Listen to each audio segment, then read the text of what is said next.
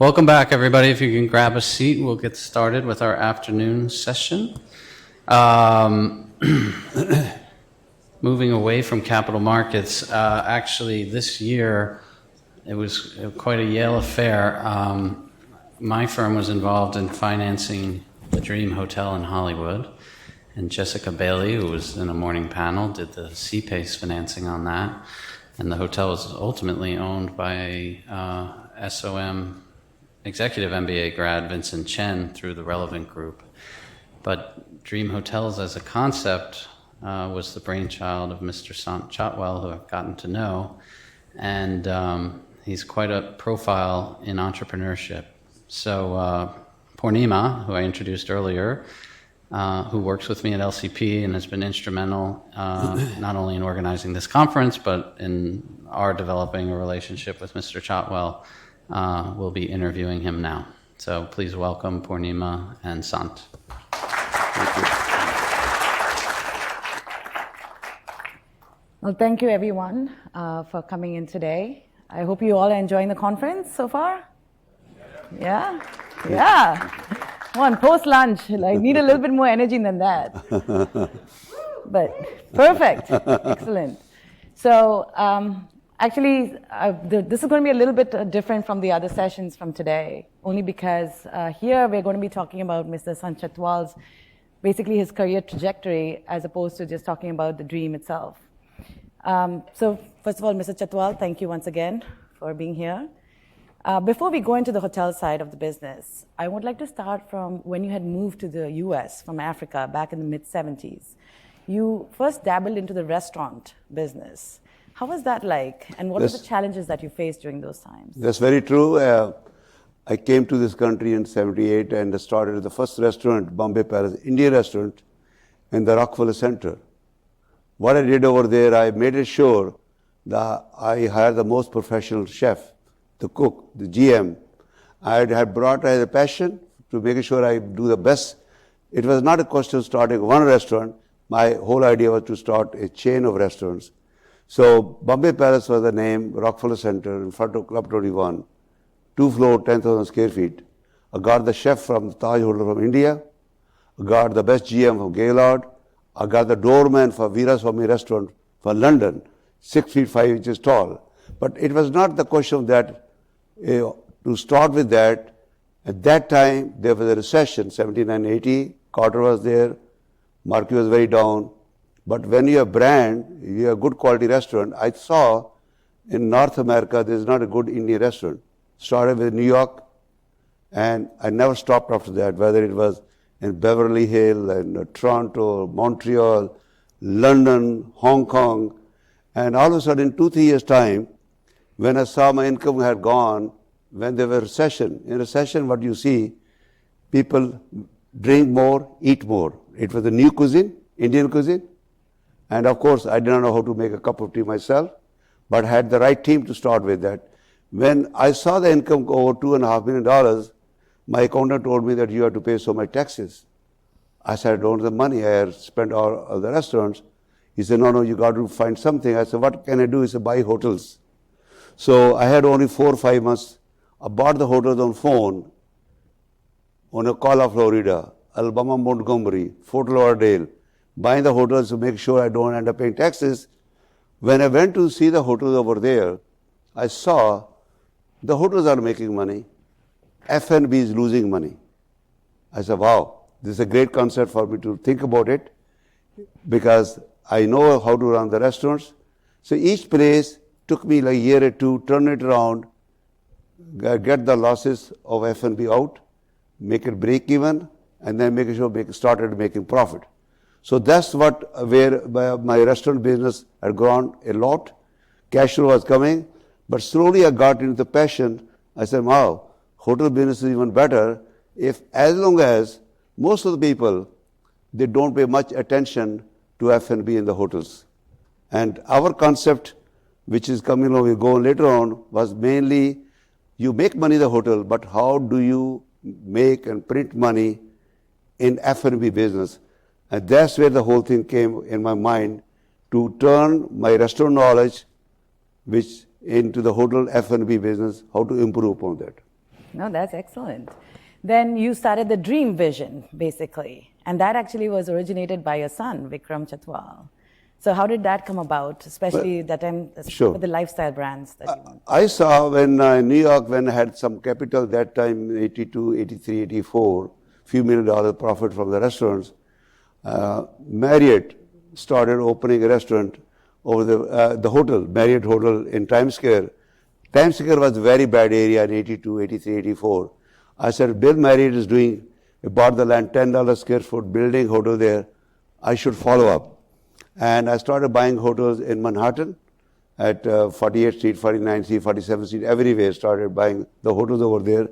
So I was running quite a successful hotel, but they were just like Best Western quality, Comfort Inn, all the, not just the regular hotel. They were making money. And my son went to Wharton School of Business. When he graduated, he worked for Morgan Stanley Bank. I said, Vikram, why don't you come and join the family business? He came, looked at it. He said, Dad, you have very good locations. We got to turn it into boutique lifestyle. I said, oh, I don't know. What do you mean by that? When he came, brought some designer print and, red, blue, yellow. He wanted to make the Time Hotel. When Barry Turner was starting the W Hotel, my mind was swinging that what happens if it doesn't work? How can I make it back to Howard Jones or Days Hotel? And then finally, Larry King Alive, I saw the TV program, CNN. They were into my designer, and design was saying how the concept changing. My son was sitting with me, looking at me, laughing. I said, because my whole team was saying, this is very risky, Mr. Chatwal, if you don't work. I called the Lehman Brothers next day. They said, that's the right way to go. So I started the first hotel when Barry Sterling started the W Hotel, they called Time, and after started with Dream. The whole concept was that every hotel which we have, Dream Hotel, makes tons of money. Not only that, even in downtown, which we opened the hotel, we'll go over the whole details, how many hotels are open internationally go forward. That was also a big challenge, but again, Dream was the thing we started first in Manhattan and then we expanded all over. Yeah. I'm sure you faced, tremendous challenges along the way as well, the recession. How did you overcome those challenges throughout those years, especially in the genesis of this brand? Correct. Well, I was building a hotel in 2000, end of 7, beginning of 8, downtown, a flagship, which cost me close to $300 million. That was the flagship of Dream Downtown. A building, Chatwal Hotel on 44th Street, which ultimately became Luxury Collection.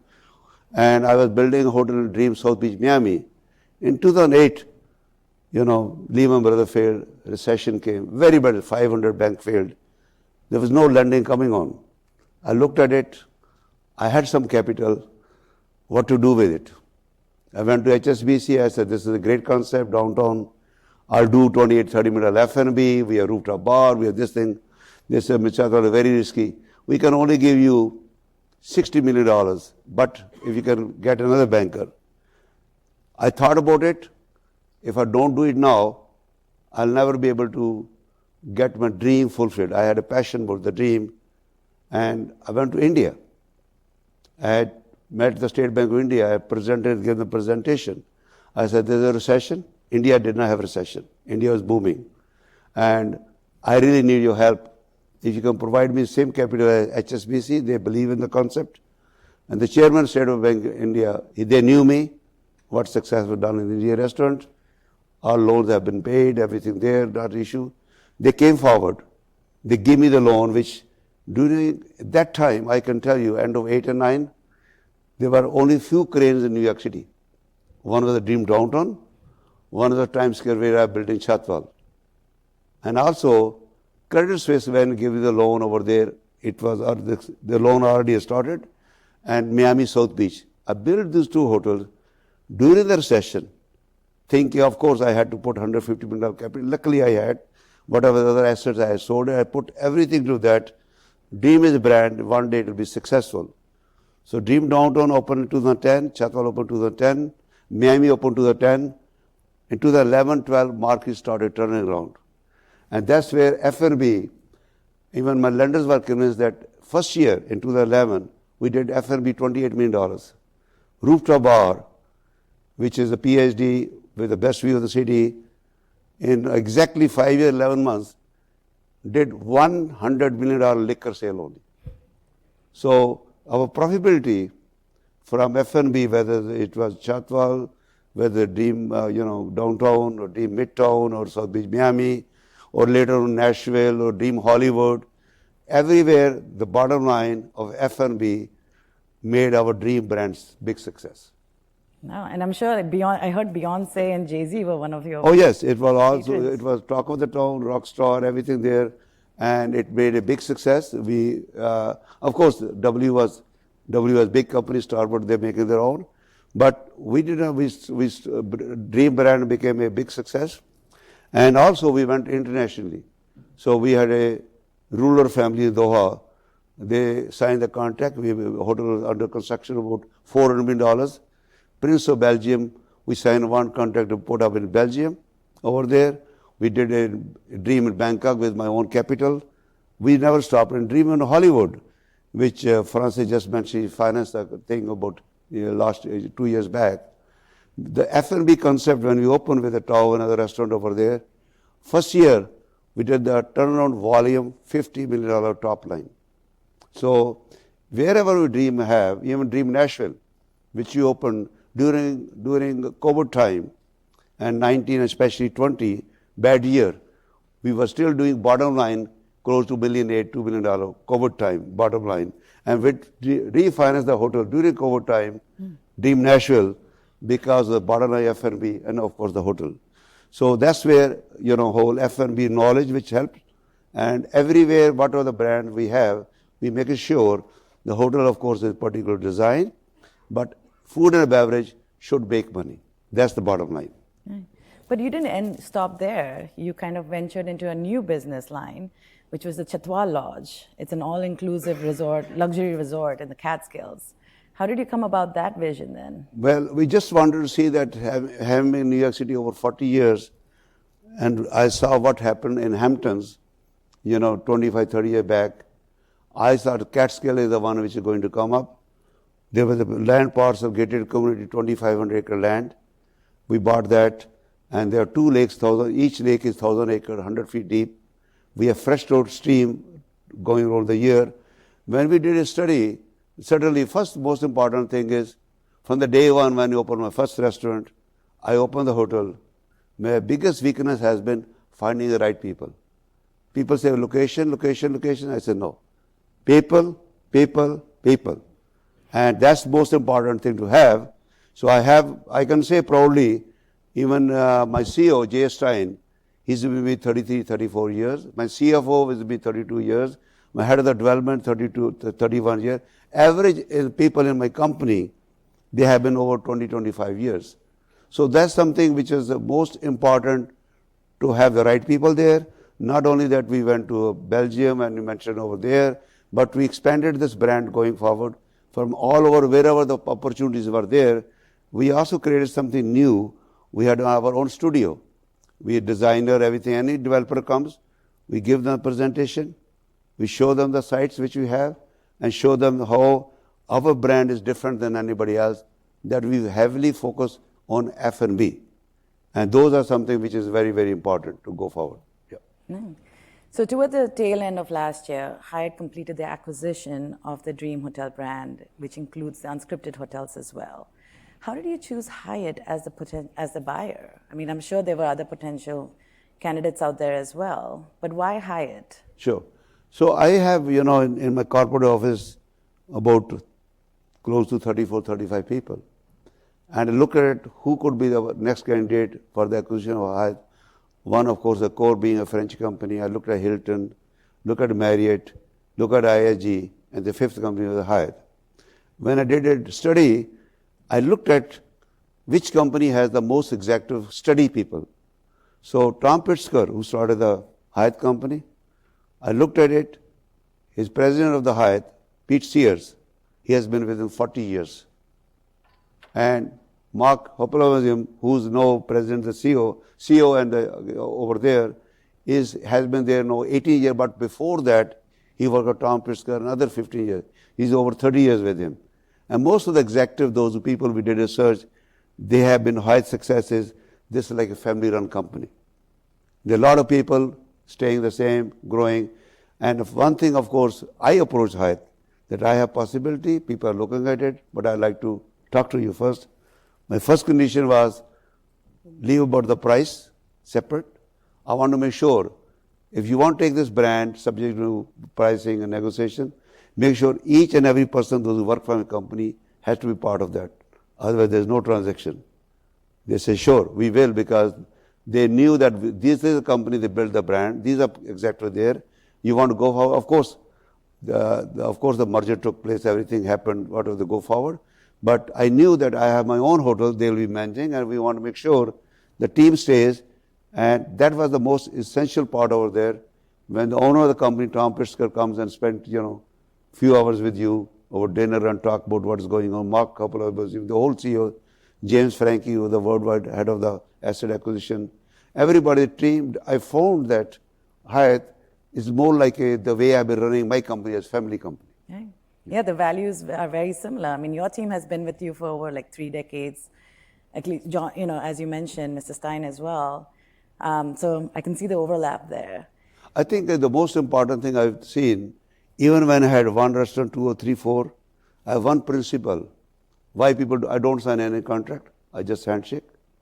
One thing is there, you have one restaurant, 2 restaurant, 10, at end of the year, about giving about 15-20% of your profit to your executive, you never become poor. Same thing I did restaurant, same thing I did the hotel. Even when there was a recession, 2001, I still gave a bonus. So that was something, the philosophy was profit sharing. And that's what it happened, that all the executives stayed there. The other right people, they built the company, not me. I make sure I look after my executive, look after people. They paid well. I call them as partners, as a part of the family. They are the one build the brand. They are the one gone forward. That we have dream location not only in North America, in South America, Mexico, in Asia, Bangkok, over there, Middle East, Bangkok, and then Europe, Belgium. And suddenly, there are a lot of projects, about 18, 20 projects, which are under development, which when we did the merger, and now Hyatt company is following it up. Perfect. Actually, that takes me to my next question is, can you give us a little sneak preview on what are the hotels in your pipeline right now? At this stage, our biggest project, which was there, is Vegas, Dream Vegas, which was under construction. Now it stopped. It's about, with the casino, over $650 million project. It stopped because of the construction funding is very tight. I own the hotel, of course. I built the foundation before COVID, Dream Palm Springs, which is another $300 million project. We have a Dallas site, which is also under development. Now we are just, and certainly Miami River, which is part of the Dream brand over there, which they just managed to get the financing with the Hyatt's help over there. And we have close to 18 projects, Belize, which is coming up over there, 18 projects which are there. But right now, all the projects are moving very slow under development because financing for the construction development is very tight. We got to wait till the market comes back. Yeah. Okay. Yeah, that's currently, in light of what's happening today, in addition to financing, what other challenges are you facing for this pipeline that you have? I think the biggest thing is, apart from the most important thing is, at this stage, whichever apart of the financing, every project you go forward, the market, they look forward to equity about 50%. And normally we are used to putting equity about 25-30%. And even with the mezz loan, to go along with that sort of situation, 50, 55, 60%, these projects, they cost a lot of money. Each one is costing $200 million, $250. And big project, finding for each project equity over close to 100. Of course, Miami River, we managed to get it, is going forward, which is a big project over there, close to around $275 million. And these are challenges. I think the biggest challenge is the financing. Yeah, going forward from that point of view, that's the most important thing. Yeah. Do you think you're finding another alternative route around this in the short term, or do you think you're just waiting it out to see how this pans out? I never stop. I have a passion. I love it. I want to make sure these are good locations. We are looking at the various possibilities, and there are a lot of equity players because we have Dream brand over there. Now Hyatt is being, they've taken over the company. They have a lot of money. They are looking at the possibilities. We never stop. Of course, I am only involved in these two projects, which is my own, which Hyatt is going to manage. But other project which Hyatt is working towards that, it will take a little bit time, but it's a matter of timing, how long it takes to go forward and grow further from there. Yeah. So for the people out here actually who are looking to enter into this hospitality industry, or even, I mean, I feel like the values that you've learned over the years are easily, I mean, everyone can actually use them. Can you give us a little pieces of advice or, words of wisdom throughout your tenure, and from the restaurant side to the hotel business? I think the most important thing, you have to have passion. There has to be fire in you. And why I call company, you have to dream big. You should have bigger dream. That's why I call my company Dream. When I didn't have bicycle, I used to think about the car. When I had a car, I used to think about the private jet, which I had, everything, finally. But most important is that you have to have bigger dream to achieve it, but there has to be passion. But most important is, I mentioned before, you need to have the right people to look after the company. People are very, very important going further from that point of view. And if you have the concept, you have the brand, you have the right people, and you can create your own location. It's not a problem. People become destination.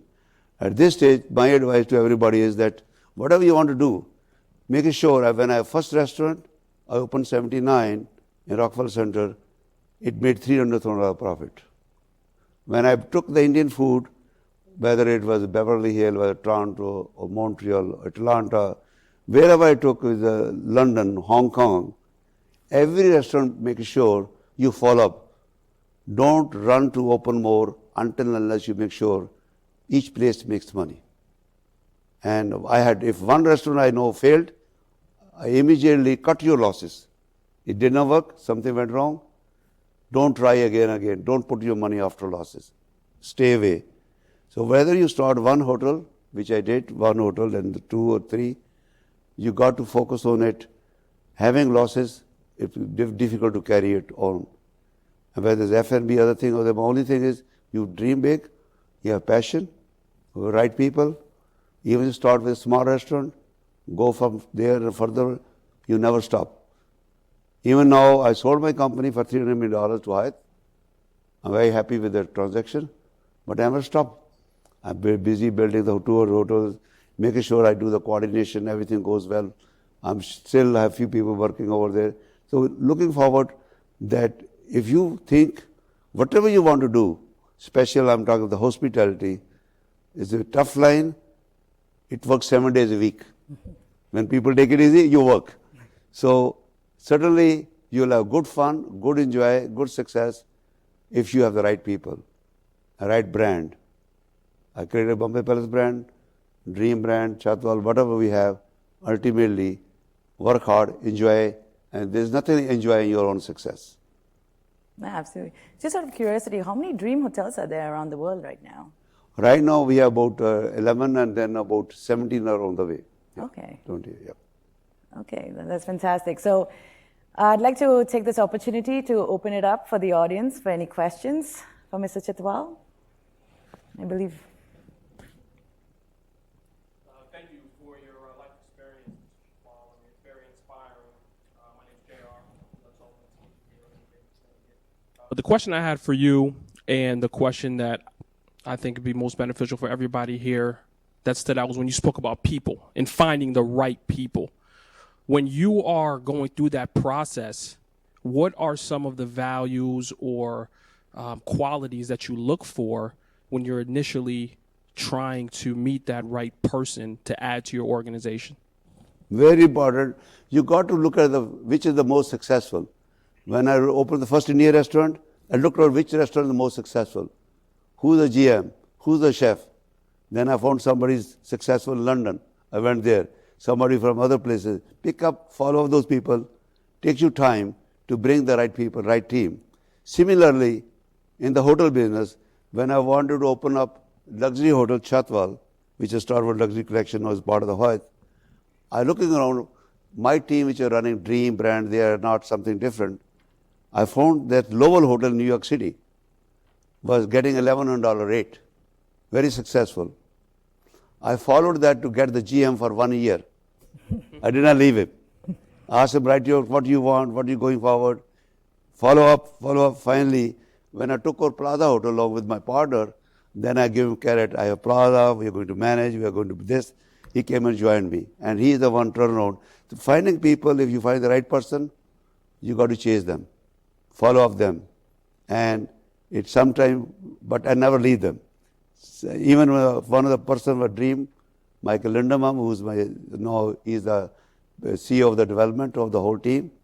He was working for a big group. Took me a little over a year to get him. He's the one built the whole team along with the other people there. So you look at the most successful place, which is making big success. Who's behind it? Maybe some not the GM. Maybe number 2 man is the best one. You got to give him a chance. People, those who know it. So everywhere you cannot get the top, but number 2 sometimes knows better than, not better than 1, but at least he has basic ideas and you can grow with them. Thank you.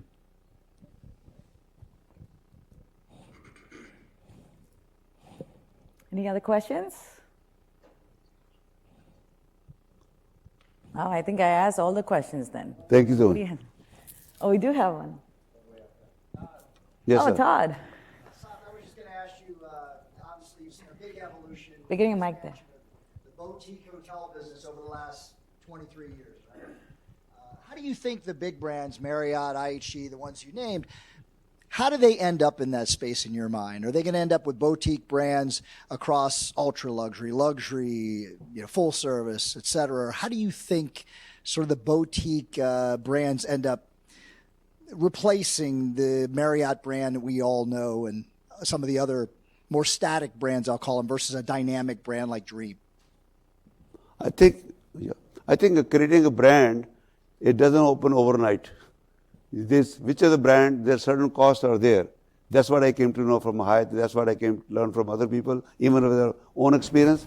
It costs you a lot of time, money, and effort there. But bigger company have a better reservation system. When you talk about Marriott, they have a 140 million, loyalty program over there.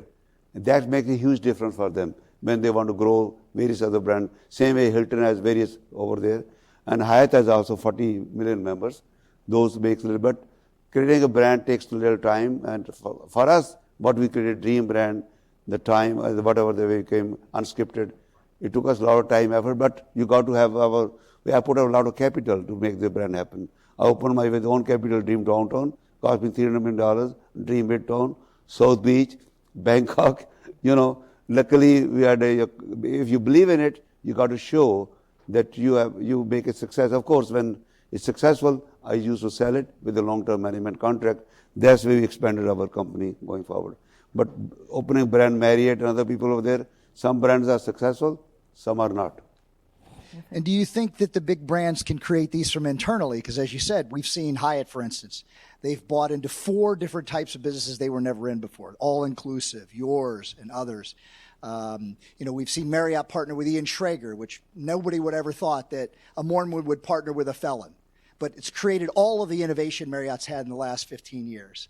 Barry Sternlicht's one of the few that they could create W from the inside of Starwood Hotels, but that's been fairly rare. Do you see, is it really just, you can't get paid from the inside if you go through all that hard work you said? Is that the real reason, or is there another reason that these big conglomerates with lots of capital can't create what you did? I tell you what I've learned with the Hyatt experience. If you have one of your brand, let's say, Dream, I'm talking about that. I have a restriction in certain area, I can't open with the company. Another developer comes, I can go for my second brand. That's why there are so many brands over there. When they miss one brand, they have no area restriction for the second brand. They try to go forward. They don't want to miss the opportunity. But don't forget that whether it's Marriott, I'm not here to comment on Marriott or Hilton or anything. All I know is our own brand, when they become part of the chain, sometimes every brand doesn't make a big success. And then they certainly study over the period of time which one made a big success. They want to grow more, and some are slowly they die down. That's what I see. Yeah. Well, thank you once again, everyone. And Mr. Chatwal, it was a pleasure sharing the stage with you this afternoon. Thank you. Thank you. Thank you.